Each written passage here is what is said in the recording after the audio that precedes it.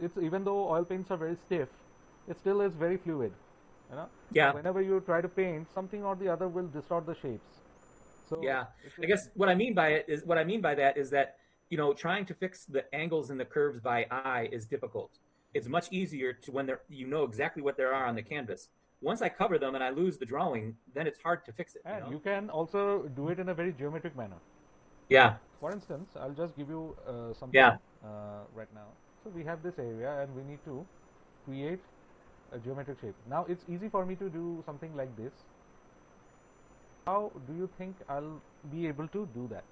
It's the same old principles of what we did when we were little children in the schools, and you would take the, I mean, if you had geometry box, then you would use something like this, straight, and then you would measure the distances and pick up the middle, and then you would do something like this and the opposite as well. Yeah. Yeah. Okay. I understand. Yeah. We are not trying to do any hand-eye coordination of any kind. So we are trying to eradicate all the problems related to geometry and stuff. I can see that you have used a lot of different strokes to get to the background, which is nice.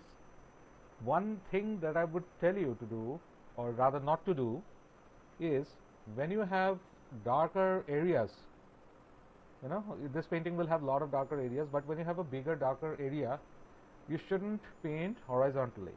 Ah. What happens is, you can see these white lines. Yeah. So this has created, if your light is at the top, in general any gallery will have the lights at the top. Yeah, Yeah. it's somewhere around here. I mean, Yeah. it's going to project on it. So all the ridges that are there is going to capture light on top of them.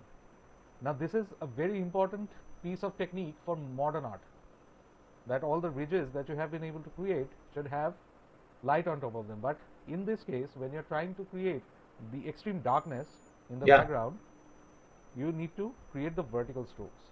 I see. So when you have vertical strokes like this, light will just glide through. I see. It wouldn't create obstruction. And inversely, if you're trying to paint a highlight, sometimes you cannot do that. I mean, you can just have to do it something like this. I mean, dot dot dot, and just the way you have done it here. It's very nice.